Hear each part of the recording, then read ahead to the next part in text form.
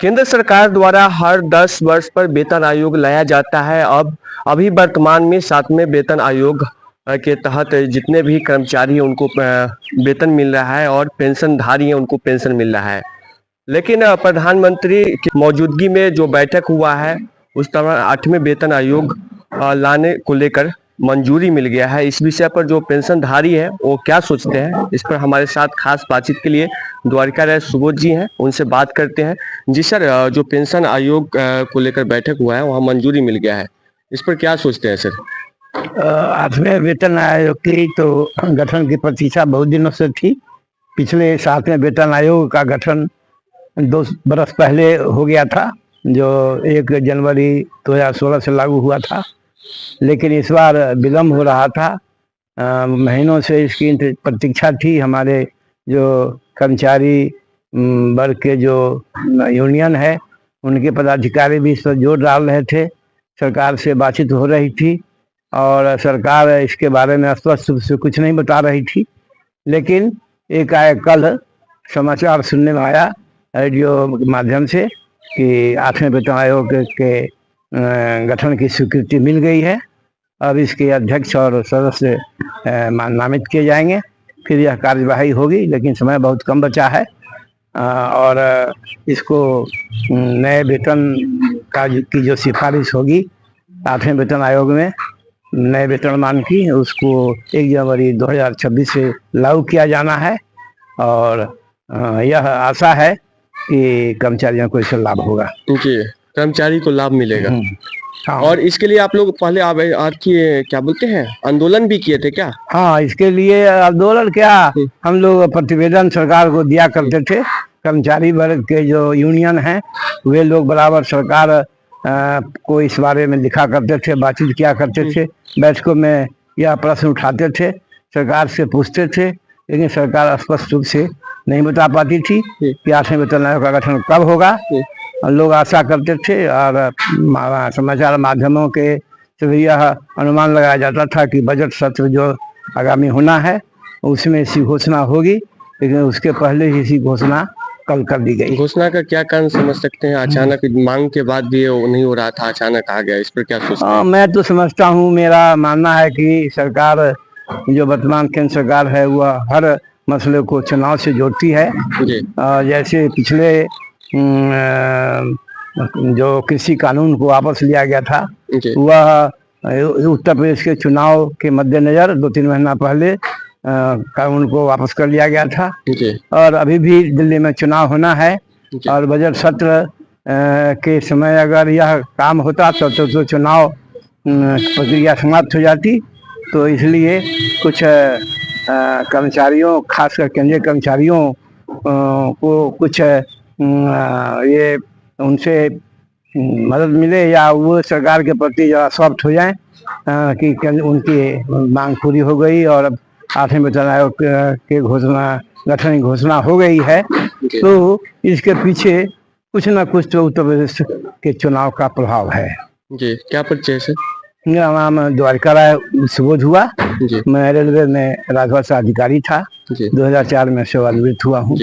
तो अभी हमारे साथ द्वारिका राय सुबोध जी बात कर रहे थे, जो कि एक रेल अधिकारी थे, और इन्होंने बताया कि जब भी गवर्नमेंट की ओर से कुछ किया जाता है तो चुनाव के मद्देनजर किया जाता है। तो अभी दिल्ली में जो चुनाव होना है उससे पहले एक घोषणा करके सरकार कहीं ना कहीं अपने और लोगों को खींचने का काम किया है। सर बताइए, जो 8वां वेतन आयोग लागू होना है इस पर क्या सोचते हैं? 8वां वेतन लागू होने वाला है, अच्छी बात है, लागू हो जाए, अच्छी बात। जो हमारी यूनियन बहुत दिनों से लड़ाई लड़ रही थी कि 8वां वेतन मांग कर रही थी, बाकी ना कहा जा रहा था, बाकी एक बैग 8वां वेतन लागू का घोषणा हुआ है। घोषणा हुआ जिसमें कर्मचारियों को कुछ फायदा जरूर है, ऐसी बात नहीं है।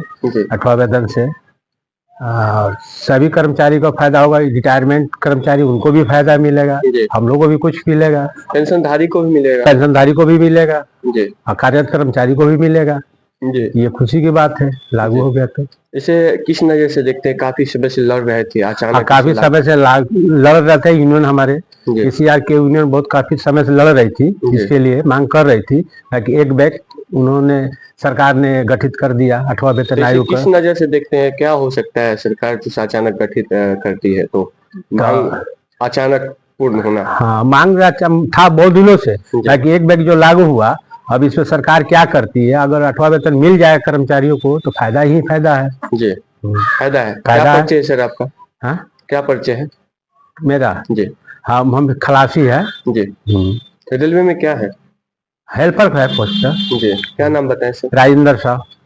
तो हमारे साथ रेलवे कर्मचारी हैं और राजेंद्र शाह जी, उन्होंने कहा कि हम लोगों का काफी समय से सरकार से मांग थी और जो मांग पूरा हुआ है, इससे जो कर्मचारी है उन्हें अधिक मतलब वेतन में वृद्धि होगा, एक खुशी की बात है। रेलवे में टेक्नीशियन 2 कृष्ण देव शर्मा जी हैं और 8वें वेतन आयोग जो लागू हो रहा है, इस पर ये क्या सोचते हैं, इस पर हम इनसे बात करते हैं।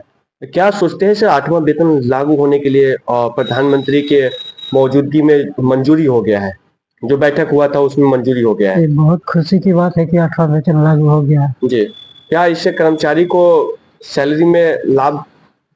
अब वो तो जैसी मतलब सरकार ही बताएगा कितना पर फिक्स करेगा, कितना पर नहीं, चतुर्थ श्रेणी को जैसी सरकार। जी, तो अगर लागू होता है कर्मचारी को लाभ मिलेगा? लाभ तो जरूर मिलना चाहिए। जी, इसके लिए आप लोग कभी लड़ाई भी लड़े हैं क्या? इसके लिए तो हमारे यूनियन बहुत दिन से लड़ाई लड़ रहा है। जी, क्या परिचय से? वैसे हमारा नाम कृष्णदेव शर्मा, जी, टेक्नीशियन 2 है। तो इन्होंने कहा कि अगर लागू होता है तो कर्मचारियों को लाभ मिलेगा, खुशी की बात है। केंद्र सरकार के एक कर्मचारी है जो रेलवे में टेक्नीशियन 2 है और उनसे हम जानते हैं कि 8वां वेतन आयोग जो लागू हो रहा है, इस पर ये क्या सोचते हैं?